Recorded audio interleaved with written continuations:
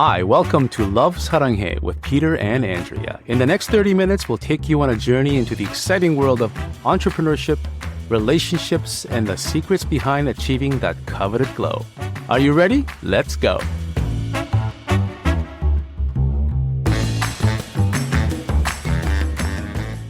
Welcome back to another episode of Love Saranghae with us, Peter and Andrea. Today's episode is a little different and I think extra special. We're going to take you along with us on a trip to Italy. Every year, our family makes it a priority to carve out time to travel, explore, and create memories together. This year, Italy called us. From deciding where to stay, to navigating the adventures with small children, to my own personal gut health journey during the trip. We're sharing it all. If you've ever dreamed of traveling with your family, your young family, to an exotic destination, or you're curious about how to make wellness and joy a central part of the adventure, you're going to love this conversation. So stay tuned. Okay, this is going to be a fun one. They're all fun, but this is going to be more fun. We actually, just for our audience, we actually get a lot of requests from customers and people who go into our social about our lives. You know, how do we make some decisions that we make? You know, why do we go to some of the places that we go? So I think this is a good opportunity for us to kind of share the process that it takes for us to kind of go on these trips and what we get out of them. Yeah, for sure. We had a lot of people from our community reaching out asking, where did you stay? How did you choose the location? And how did you decide on, the place that you stayed? And you can share more. So that's sort of where this is coming from. And we're hoping it'll be helpful and enjoyable too. So this is our third year that we've decided to head to Europe. Exact same time frame as the year before and the year before that. The first year was Greece. And that was actually for a wedding. So there was a reason for that destination. That's what started it all. Yeah. And the second year was Spain, and then capped off by Switzerland because of my mountain race that was going on in Switzerland. And this year, we decided to go to Italy. So the first question, obviously, is in everyone's mind. Andrea, let's start with you. Why did we choose Italy this year? Well, I'll be honest with you. I feel like Italy chose me because I was actually looking at Portugal. So the plan this past summer was Portugal. We have a dear friend who lives there in the summer. She had convinced us that we needed to go to Portugal. But while I was looking on the Airbnb app, this ad for this, it's called a Trullo, which is a type of old farmhouse. Kind of looks like, like a cone head. I don't know how to explain it. It looks like the houses from the Smurfs. If you've ever watched the Smurfs, it looks like a mushroom house, It's the shape of a mushroom, so it's got a conical... and it has like this little chimney type thing. Yeah, it's got a conical roof and a spherical base. So I saw this, I guess it was an ad or a suggestion, like have a look at this for the dates that you've put in. And I went in and I fell in love right away. I'm going to just shout out the location. It was called Trullo Barata. So Trullo Barata, it was in southern Italy in the Puglia region. And honestly, the pictures don't even do it justice. And the pictures were amazing. What I've been really feeling called to do is to spend more time outside in nature, to get off the screens. We do a lot of work on our phones, on our laptops, and I was feeling it was bringing me down a little bit, and I was being really called to do something different. So this location we found on Airbnb. The house was an old farmhouse, so it wasn't fancy. It wasn't like a 5-star hotel in that regard. It wasn't modern or any of that, but it was very beautiful. It was situated in the countryside, acres and acres of land. And I could just see my kids running barefoot in that, what I thought would be grass and just, swimming. They're really free to explore outside and just, be children that I always want them to be. Which is not what happened, but, that's what we envisioned anyway. That's what I envisioned, exactly. Well, I'm a little bit more pragmatic. So the decision, I think, was we didn't really have a choice in mind when we decided to book Italy. Portugal was definitely top of mind. We were also considering maybe Croatia and also south of France. So Italy was one of those, countries that we were all taking a look at, and not any one of them had any advantage over the other. For me, the choices were pretty simple when Andrea suggested it. Number one was I looked at the local menus and hold on, back up. You looked at the price. The price list. I looked at I Googled the restaurants around the area, and I looked at the menu price, and they were like, €3 for a bottle of wine, for a glass of wine, like €6 for a pizza. I'm like, hey, sign me up for that one. So in fact, Andrea will tell you this, the grocery prices and the restaurant prices were cheaper than in Toronto here in Canada. So eating out here was by a very substantial margin cheaper to eat out than it is to here in Canada. And the grocery price difference was astronomical. So I'll give you a comparison. For example, a 2-liter bottle of water in the southern part of Italy where we were, Puglia, was 18 to 21 cents. So euros, we're talking euros, but cents.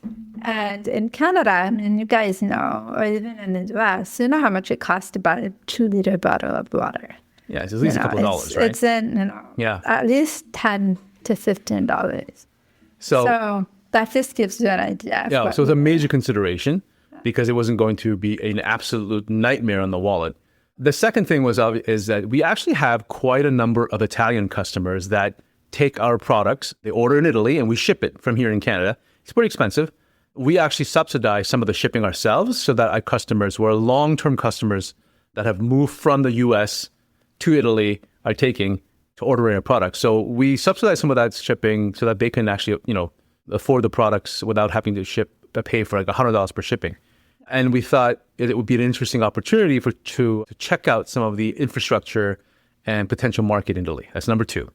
Yeah. And the third thing what I really enjoyed was that if you know Italy, northwest, northeastern Italy is full of the marvels that everybody talks about, from Valencia to Milan to Rome. But the Puglia region is very local. It's not really visited by outside tourists other than the local Italians that go there. And when we did the research, there were a number of historic towns that people loved in that area within driving distance. So Bari was an hour away. Brindisi was only a half an hour away. Monopoli was there. Lecce was there. Martina Franca, Locoratondo, and Alberobello. I love that word. Alberobello. I mean, you get kind of... He would be saying this word. Oh, it's Alberobello. It kind of rolls up the tongue, right? I love it. And Alberobello is like this really historic village of Trullo, which is, I think, at least a couple hundred years old. So my excitement was that we had a home base by Martina Franca, and we would be able to travel all over the southeast region, visiting villages in a day.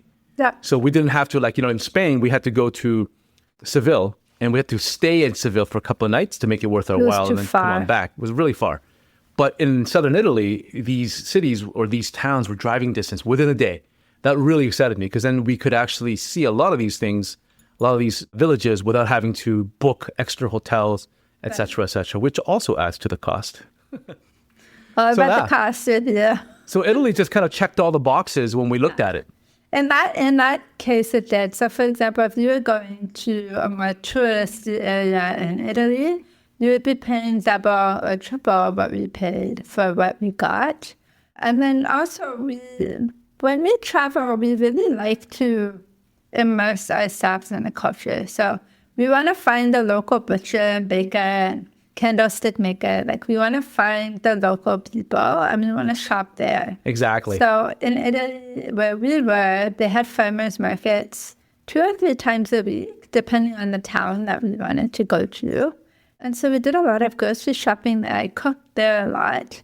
So a kitchen is really important to me when we travel, which is also why we typically use Airbnb to rent as opposed to a hotel, because it gives me more autonomy over how I eat and when I'm feeding the kids. And also, in the mornings, everybody's hungry when they wake up. So instead of having to get dressed and go to town to find food, we can easily just boil some eggs and make something really easy.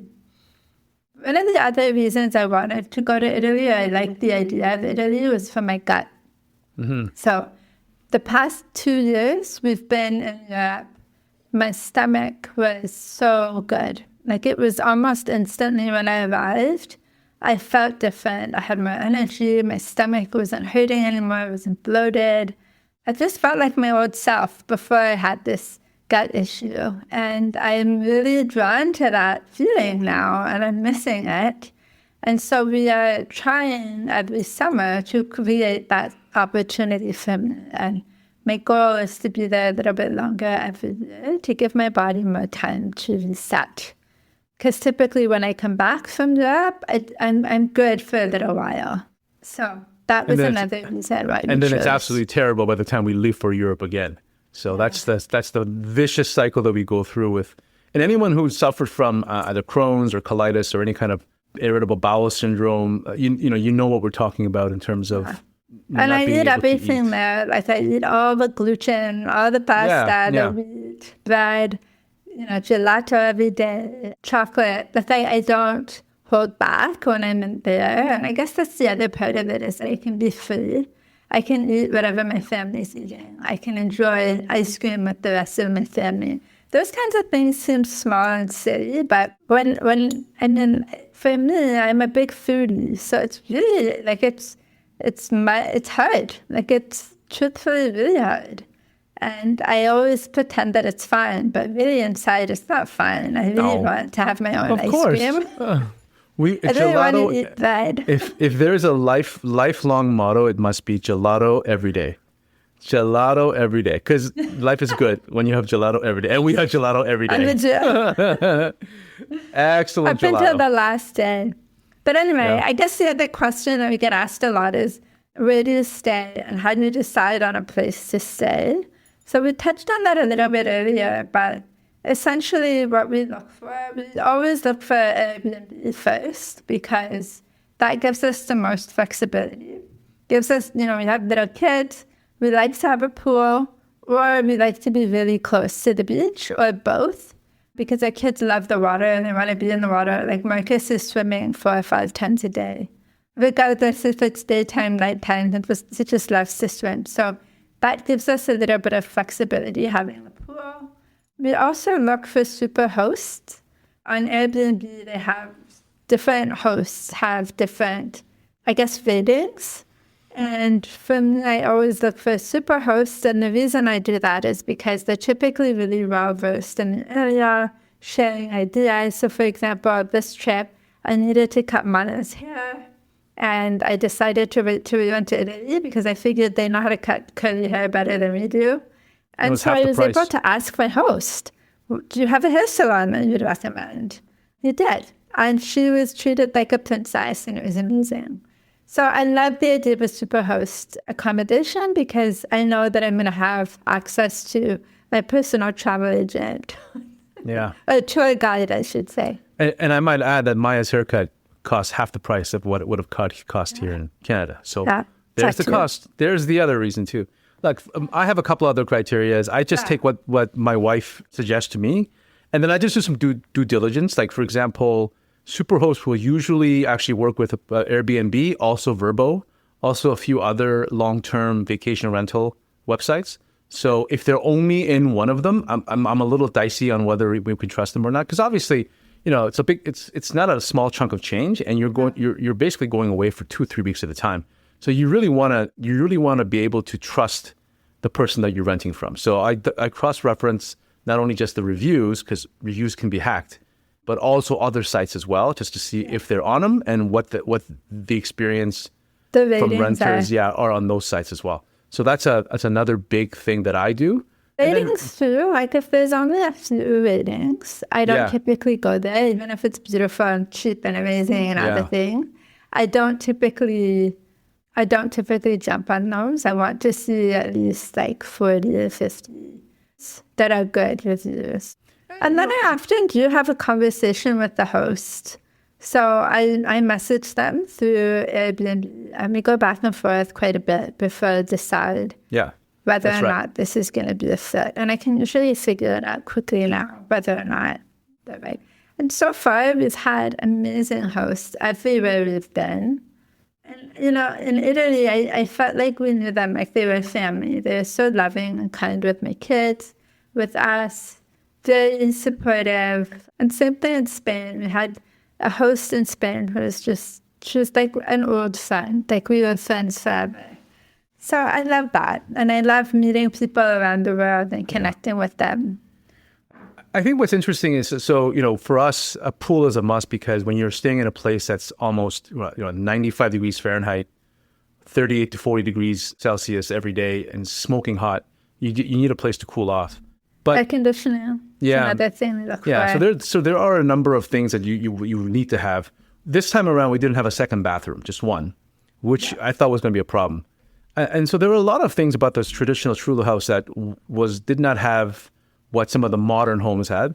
But what came out of this is that in the end, all of those things they lose their importance at the end because the relationship with the host was so good. They were so accommodating and such incredible people that all of these small problems did not become problems anymore at all. Like they were just minor. When I thought that they would become major, they just became minor at the end. They become like first world issues. Yeah. So at the end, I guess what I'm trying to say is, if you have the right people, it's really all about people. If you can find the hosts that are incredible people on their own and you have a good relationship that you build throughout that time, any of these places will do really well. Yeah. The other thing we typically look at is whether or not there's like a town or a city close by to where we're going to be.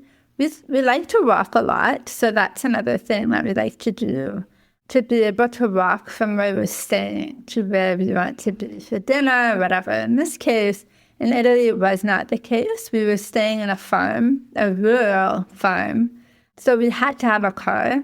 But that ended up being okay because I don't know, it didn't bother me this time. No, I mean, I found it to be okay. This time around, I think we had our little itinerary. We would go into our bakery, or we actually had an itinerary to go visit a new village almost every day. So we had to go out anyway. So why don't we go there? Why don't we talk about our itinerary? Yeah, okay. I think it's enough about how we choose our place to stay. Let's talk about our itinerary. Like, what did we do, and what were we looking forward to doing in Italy? So one of the things we enjoy doing is shopping, not clothing shopping, although I enjoy doing that, but it's more food shopping. I really love going to markets and purchasing the local food at the area. So I do that in every place that I travel, and even trying to communicate with the local farmers and, tasting things like olives. Oh my God, we had the best olives I've ever had in my entire life. In Italy at a farmer's market. I think I bought like 2 kilos. Well, a funny story. The very first day we land actually in Rome, we had a 5-hour train ride to Bari, and then we had to pick up a car. So we didn't get until I think around midnight. So we slept. The next day, the farmer's market in Martina Franca was supposed to close, I think, at 12 at noon, and we woke up at like 10:30. I think we woke up at 10:30, and we were on the road. We're like, we're going to miss this farmer's market. And Andrea was like, no, we're going to make it.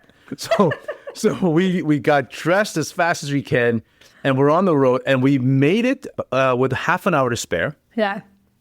But what we didn't know was where this farmer's market was massive. So what we've noticed that in Italy, the local people don't shop in mega malls. They don't go to a Loblaws or a Safeway. They go to a local market run by farmers that come every week to their city. And then at the other days, they go to other villages nearby. So you could theoretically just drive to all of these villages if you need. So we get there half an hour, and this market is massive. We have to walk through kilometers of people selling everything from CDs to VCRs to $2 underwear. Yeah. And they're all frying pans. Yeah, they're all smoking up a storm and playing all kinds of Italian music, which was fun. And it was hot as heck. And we get down to the place where, and by this time, everybody has to go to the washroom. All the kids are hungry. Everybody has to pee. Yeah, everybody has to go to the bathroom. Everyone's tired. And we haven't slept at all. And then we get to this farmer's market, and finally we see this parking lot full of local produce, and most people are packing up, and Andrea is running around talking to the farmers going like, no, don't go. I want to buy this. But they were very sweet. They stayed open for us. Well, and we tried some of the most delicious melons. Yeah. Cheers. It was awesome. It was really nice. I'm drooling. I want to go back. And it was so hot, though. It was so hot. The heat was radiating off the pavement as we were trying to shop for this thing and running around, making sure that the place doesn't close. So that was our But we did it. We made experience. it. And it was awesome. And yeah. I think I usually when we travel, we have a more like strict itinerary where these days we're going to do these things. And we kind of know what we're doing. This trip we didn't. We had an idea of the areas that we wanted to go to, but we were also really tired. Like Peter and I are coming off of a very challenging couple of months prior to this trip. Peter's dad is not doing well. He's quite sick. And Peter was at that time in charge of his care while his brother was away full time. So it was very stressful on Peter for sure, and on me as well, because I had the kids and I had the businesses and we needed to stay afloat. And there was also the question of whether or not we were going to go, and there was a lot of guilt and not sure what to do. So it was a very high stress period before getting there. So we didn't really have the same kind of excitement for going because we weren't sure if we were even going. And we weren't doing the same kind of research that we typically do prior to a trip because we didn't have time. So when we got there, it was really like, what do we want to do today? What are we feeling? And then after the first week, we kind of had an idea of what was going on, where we were, where we wanted to be. And then we were able to say, okay, well, tomorrow I want to go here, and I want to take a boat to this place, and I want to go do this thing. And then we were able to book some of those things. But this trip was quite different in that we didn't have an itinerary. And we just sort of did whatever we felt like in that moment. So one thing we didn't tell you is that the last 3 days of that trip, we took a train to Rome, and we stayed in Rome for a couple of days. And that had a bit of an itinerary. So because of Marcus, we needed to go see a couple of the buildings like Colosseum, and we wanted to see the Pantheon and a few of the other places. Colosseum. So this what we try to do in every large city like that, which I try to avoid as much as I can. But when we're there, both. We're not big city people when we travel. That's for sure. Maybe 20 years ago, but these days, I enjoy the countryside a lot more. But what we do is we try to go on that hop on, hop off bus. So we take one lap around. Our kids, guys. Yeah, we got one lap around to kind of to get the lay of the land, and then you kind of pick and choose which landmarks you want to go. Right? Yeah. What we didn't, what I completely underestimated was the heat. Even though the Roman temperatures in Rome were down to like I think 28 to 29, maybe 30, but it wasn't like 40. But it was still because the heat was bouncing off the stone, and it was being trapped inside these buildings. It was just a sauna wherever we went. So anybody who's been to Rome or I guess southern Italy in the summertime, you will understand what I'm talking about when it's hot as the devil's den, I tell you. So anyway, he's just stuck in the heat. Yeah. It's hot, guys. I think they got it. It's hot. Yes, but it was hot. One of the things that was a challenge was definitely traveling with our youngest, Maya. Mm-hmm. God bless her, she had the time of her life, but it was a challenge to cater to her needs. My son was a lot more easygoing as usual. He's typically quite easygoing, and he was really excited to be in Rome, especially. He's the reason that we went, because he's a history buff, and he wanted to see all these Roman artifacts that he'd been reading about at school. So, but with Maya, she really struggled with the walking. It was hot, so we did bring a stroller. We brought a type of stroller that can really fold up into a square. And you can there's a handle, so you can easily carry it wherever you need to. Stroller was our best friend in this situation. She napped there, she sat there, like whenever she wanted to, she could. It also helped to carry our water bottles and that kind of thing, so we wouldn't have to carry a big backpack around. And Rome especially is known for pickpockets and that kind of thing. So the less you're carrying outward outside of your body, the better. The other issue, of course, is long flights and food. Food for the kids, food for me was a challenge. They don't like plain food. They're spoiled brats. And for me, it hurts my stomach. So for the trip there, I didn't eat much. I brought my food, and when I ran out and we were delayed and all the things, I just had to wait until we got to a place that I felt comfortable eating. But in spite of all of that, I love traveling with the kids. And I love watching them see things through their eyes. Like, I've never been a history buff, but I'm becoming a history buff because of my son. And the way that he explains it and the way he gets excited about it, it pretends to be like one of the gladiators in the Colosseum, a soldier hiding behind a castle wall. He's just painting the picture for me in a different way, and it's really cool.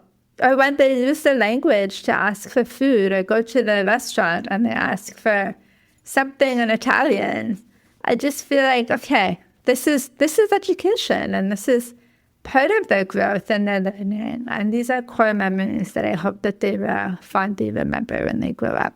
Yeah, I agree. If I had to offer some advice, I would say to the parents, don't be afraid, because, before every one of these trips, I'm always worried that they're going to be too much for me or for both of us.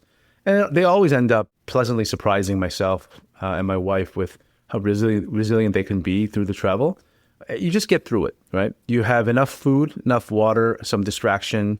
Make sure that you have the tools to be able to transport them around, and just have some patience. So with the Roman trip, we ended up taking a lot of breaks. So every half an hour or so, we just sit down, find a shade, and just not let the itinerary take over us. Yes. If something was not going to be within our reach, you're flexible. Then we don't do it. The hop on, hop off bus, ridiculously funny, because obviously we make fun of tourists in our city when they go on the hop on bus. I'm like, what is the need for a hop on, hop off bus here in Toronto? I've never done that before. Yeah. This is the first time. Are you going to drop off to see an old warehouse, a construction site, a condo that's not built yet, the local loblaws? I don't know. What are you going to go see here? But, I say that in jest, but in reality, it does help quite a bit to be able to, ferry these kids around in a bus every once in a while when it's too hot, when it's too hungry, and you need to get somewhere fast. Yeah. Right? And also, if you're in a place for a short amount of time, it helps you sort of to get through more with less energy spent, if you will. So right. I guess those would be our tips. Also, don't be too married to itineraries, and don't try to pack too much into a short amount of time. Pace yourself and be flexible. Look, I think there's something to be said for the joy of discovery. Yeah. Right. So, there was a couple of times when we found restaurants or cafes or things around the corner that I wasn't expecting. And that really perked up my interest and excitement, because we weren't expecting it. Right. So sometimes over planning things takes that joy out. So, leave some room for unexpected discovery. The one thing I did discover unexpectedly is that the number one food sold in Rome is gelato, because there's like a couple of thousand gelato places within 10 square miles. I think we counted something like 40 gelato stores as we were walking from the Pantheon to the Trevi Fountain. Yeah. So, yes. If you want gelato, we didn't have Italy's one every place we went, but we definitely did have gelato in Rome. Yeah. And then I guess the last thing that people are typically asking me about personally is my gut. And how did my gut feel while we were away? And if you were following us on Instagram, you know that I was eating everything. Gelato every day, bread, cheese, all the things I can't eat here, I don't eat here. And so for me, because I don't have an allergy to these foods, it's more just a sensitivity in Toronto. Those things make me feel not so great. But in Italy, the first day I had a sandwich, and I remember being so scared to eat it. I chewed probably 100 times every bite, because it was something I wasn't eating for so long. I became afraid of it, which is interesting. But it was so delicious. And I took my time doing it, and nothing happened. I felt fantastic. So this is one of the main reasons for me why I'm so adamant about going to Europe every summer, and specifically the Mediterranean, because that is where I find my best health. And I look forward to being able to have gelato and bread and all the good stuff, pasta and all those things. Yeah, I mean there's a lesson here too, right? Because here in North America, I think, the behemoth that is the food industry, they want us to believe that if you just avoid this one food or one ingredient, then you'd be okay. Like the problem isn't as simple as avoiding gluten, or that you have a gluten insensitivity. But that's not. I think we all have to be very careful about following the thought of villainizing one specific group of food. You have to avoid soy because it'll imbalance your hormonal whatever it is. You have to avoid this, avoid that. So one of the things that my wife was sure that she was intolerant to was gluten. So she avoids gluten and everything here in North America. But in Italy, she ate everything that included gluten, and it was fine. So it wasn't the gluten. So you got to ask the question then, all of these ingredients that people sit here and bash, maybe it's not that at all. Maybe there's something, different that is it's how the food is prepared, or where it's grown, or maybe how it starts right from the wheat, right? Maybe it starts right from the wheat. Like we took a cooking class. By the way, the best meal in Italy was our second last day. We took a cooking class at a local mill, and we basically made our own pasta. It was just flour and water. That's what we started with. The kids too. They did that flour, apparently, the wheat that supplies that flour mill was grown by the grandfather of our host. Okay, so he's a farmer. And he's probably the last generation of his, last farmer of his generation, of his family, because his grandson and son are doing other things, right? But he supplies a local mill, and the local mill grinds it to a flour that supplies a local area. They don't go beyond the Puglia region, right? So using that mill, using that flour, we made pasta. The local pasta called orchetta. And we made it with just water and flour. Both Maya and Marcus made some pasta as well, and we kneaded the dough. We took a course on how to do this thing, and then we cooked our own pasta and we ate it. And so the meal was just basically the orchetta that we made with basil, some tomato sauce, and that was it. And it was incredible. So good. It was incredible. The food was absolutely light, delicious. It had real food taste to it. It was unbelievable. And that's how simple the food is. So that wheat that supplies that flour is grown locally and serves a local community. We don't have access to that here in Toronto. We basically use pasta and wheat that is commercially grown and supplied. And I think there's a difference between the two. I don't know what it is yet. Could it be pesticides? Could it be how it's grown in the soil? Could it be toxins that's leaching from somewhere? I don't know. But it's very evident to me that there's something different about our food right from the origin of how it's grown. Right. Okay. Right? So that is our investigation findings, I guess. That's what we've been noticing being the third year that we're in Italy. I'm feeling so much better from eating the same food, essentially, but the way that it's prepared and with the ingredients, that's the only difference that we can see. So just before we end off, Peter, quickly, why do we make travel a really priority from you, like from your perspective? This is one thing. Why is it so important that we do this every day? This is a fantastic question. It's one that I've discussed with my family and thought of over for years. Like, what is the purpose of travel? Why do we spend so much time and money going to these places? If it's really about relaxation, why don't I just go to a beach somewhere here or go out of town and just sleep? And, if it's a city, then why do I have to go to Southern Europe for this? Yeah. And for me, food is, you can get great food in Asia. Why not Asia? What I've decided upon is that the word I've used before, which is perspective. Yeah. What I've realized is that I learn, even at my age, I'm 51 going 52, even at this age, every travel allows me to gain new perspective on myself, my kids, the relationship that I have with my family, but also the people around me, how that shapes my the way I will live my life, right? Because if you don't get those perspectives, you end up living a very narrow focus in life, which can be very harmful to everyone around you. Very good. I love that. I think I'm going to leave it at that. I agree with everything you said. I think the outside of my gut being a big driving factor for me, it's all of those things too. And just the time with my kids in a completely different environment setting. I mean, I'm different. I don't like cooking here in Toronto because it's painful for me. But there, I really enjoyed cooking and being creative. And it's, a time to try on a different hat. And I really enjoy that. And just being with my kids and Peter in a different way. I find it's, we don't have forever with our children. We don't have, we only have maybe, with Marcus, we have like 9 more summers.